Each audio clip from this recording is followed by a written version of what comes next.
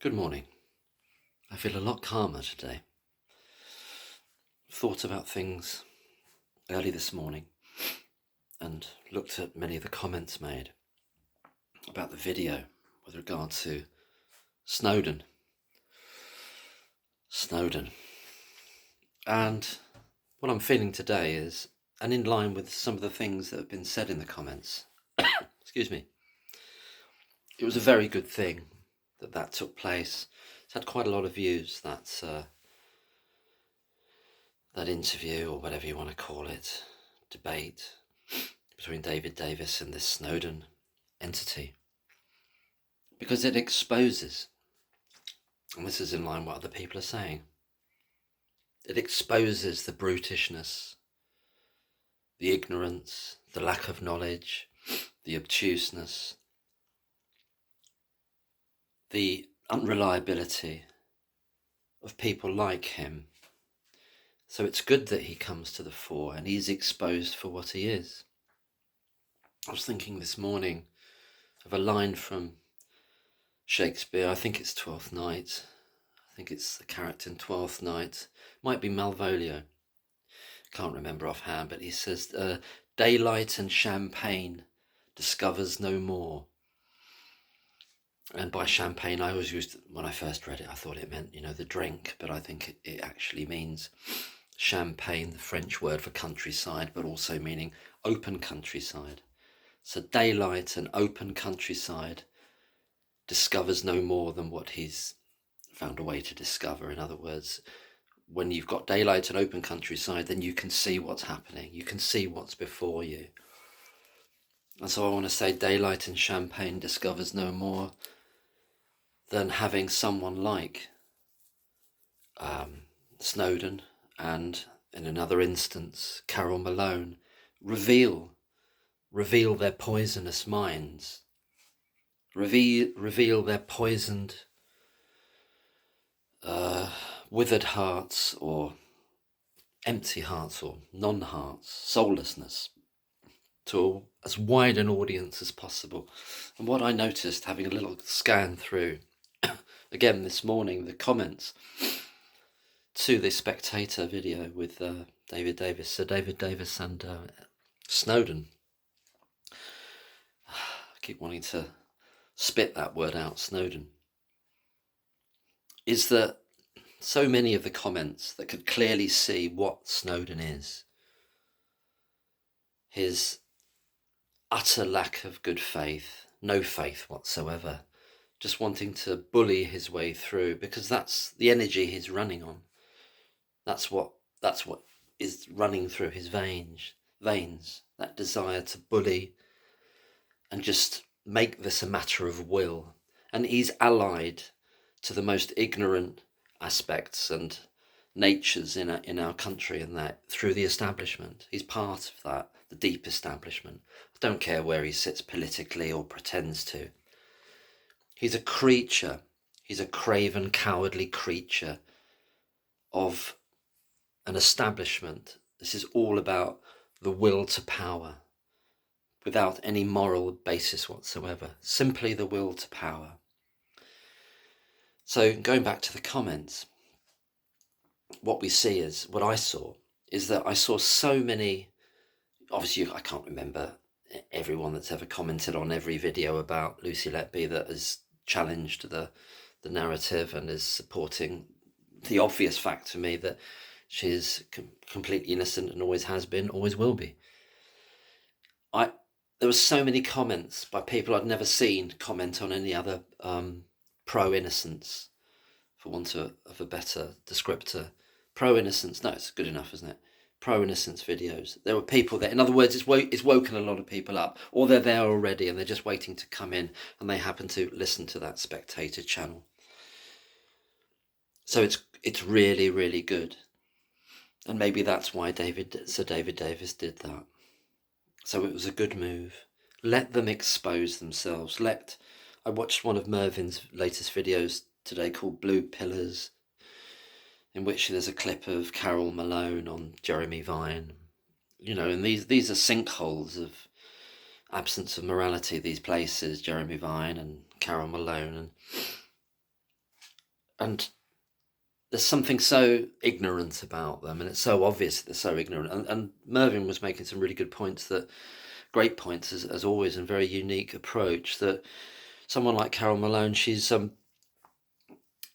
going to be able to turn around, because her kind of mind, she's so deeply invested in that. And there are so many other people like that, like Snowden. They're deeply invested in needing, for some reason, it serves them, it feeds them like a kind of food. They need this innocent person to be guilty, and to be guilty, deemed guilty forever, despite their obvious innocence. They need it's feeding them in some way. And she made the most ridiculous statement in the clip that Mervyn showed in his video. Please go and watch the video. I put a link up on posts of Mervyn's video today, and I'm just beginning to watch through Stuart Gillham's excellent video as well. So I'm going to watch more bits of that as the day goes on, because I break it up, because it's intense stuff. All this is very intense, isn't it? So I watch things usually in sections, because there's a lot of intense material, a lot of close detail to think about, and argument as exactly the thing that someone like Snowden and Malone doesn't do. But Malone, it's all these like characters' names now. Malone, in that clip that Mervyn shows, she's just saying, oh, this is how it's really important to get these creatures to expose the insanity of their standpoint. She said, oh, well, the medical evidence wasn't the main thing. The medical evidence wasn't the main thing at all. So what is the prosecution's case then, in her mind, in her distorted, shrunken mind? What is it? What is it? That you couldn't remember whether you had pajamas, or you did have pajamas, and somebody said you didn't understand a colloquial phrase about going commando, and then somebody goes, aha, you didn't understand. You're pretending you didn't understand it, but you sent a laughter emoji. Is it that then?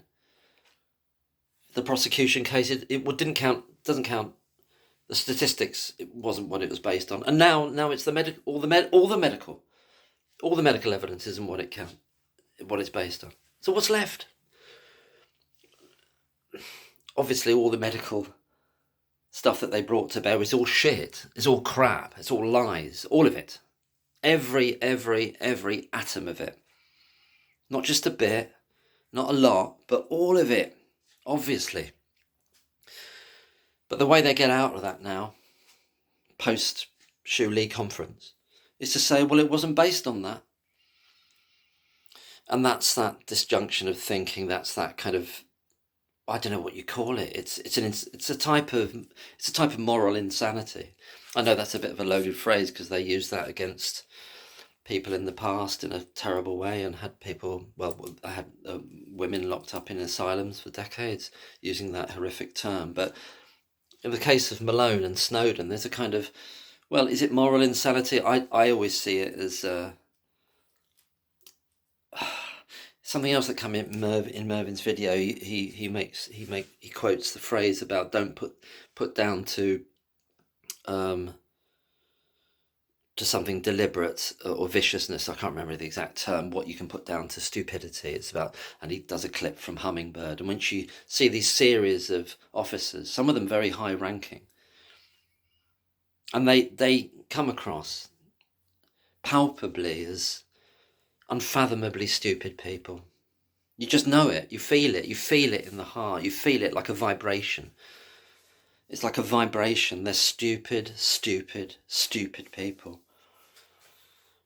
Where the bad actions, where the immorality comes in, is where they do know that there's obvious other possibilities here, and they know they haven't investigated them, and that's done with full consciousness, and they know they push away anything exculpatory.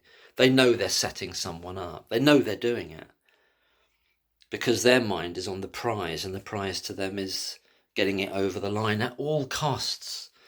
So it's not just stupidity. It's venality. It's this empty sort of chasing after promotion or being thought well of because you've cracked it, even though you're dumb as a pile of rocks, you know. Well, what else was I going to say about that? I'm not sure. Well, it's simply that it's not a bad thing. Let them expose themselves. Let them reveal themselves in their full horror. Oh yeah, that was the other thing I was going to mention, because I don't really plan these videos. So the other thing I was going to mention is like about the witch finding times, or witch hunting, witch burning times. You know, that the witch craze, they call it. You know, they deem it a kind of insanity, but it's not just insanity. It's mad and bad, bolted together, I think.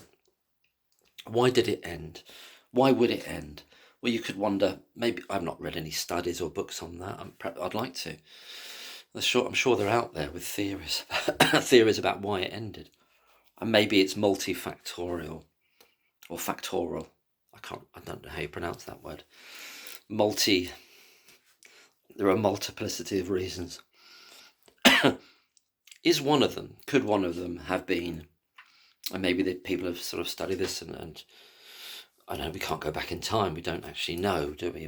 We're supposing, but may one of them have been that the common people, for want of a better word, and people in certain positions of more influence, but the common people and individuals of more influence in that society began to look at those administrating those witch-finding tribunals and courts, where you'd get a Snowden, as I was saying last night. Well, you'd have a Snowden in every town, a version of him, a version of a Snowden. Doesn't have to look like him, you know, but it's the essence of a Snowden, the dark essence of a Snowden there. And the people began to look at them and listen to them and think, these people are absolutely twisted. We don't believe in them anymore.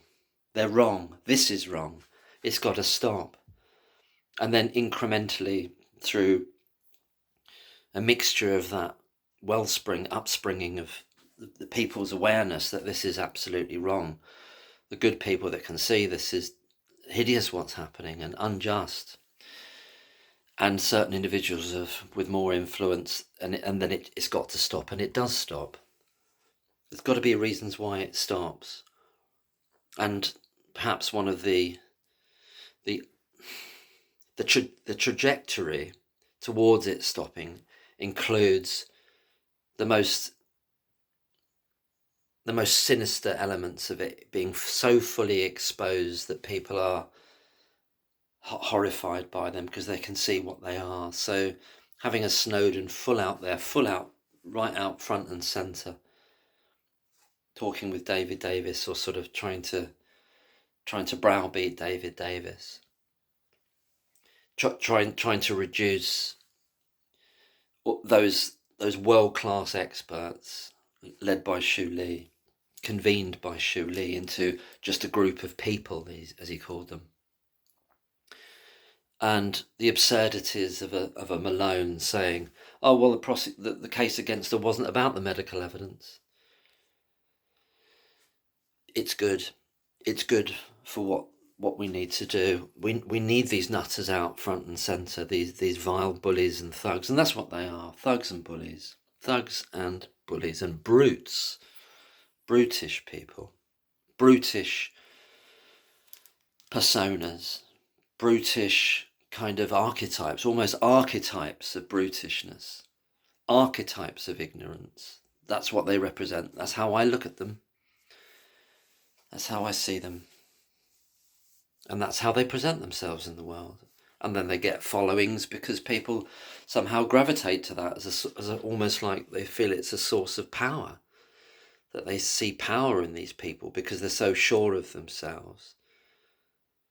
Unfortunately, they do act as attractors. But there's no difference qualitatively from a Snowden or a Malone or Gittos or Dan Hodges. I'm just mentioning some names that have got large followings on Twitter and other places and do interviews with people.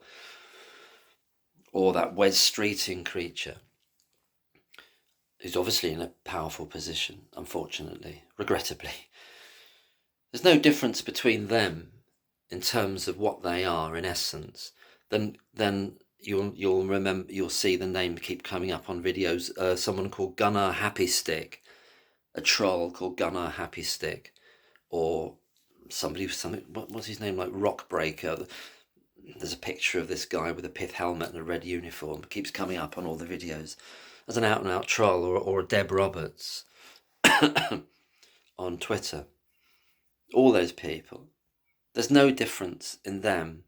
They're just sort of covert versions of the more overt Gittos, Hodges, Snowden, Malone, and this other grimoire, this grimoire of Liz Hull, Moritz, this grimoire of actual ghouls, this grotesquerie of twisted, moral free. I can't think of it. I don't need to flog it. You know what I mean. I think I've gone there, haven't I?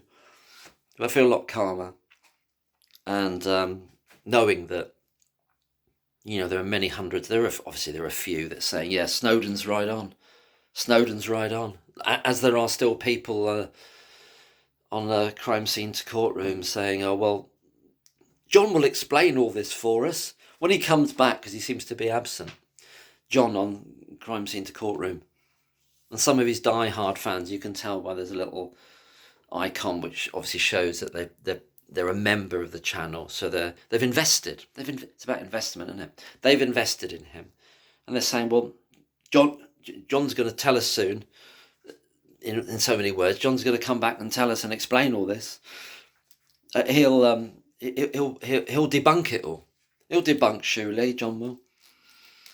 Snowden will debunk Shuley, and all those other experts from all those institutions, people at the top of their fields. Malone will, by just saying, oh, it's not about medical evidence. That's the kind of torsion that they have to get themselves into.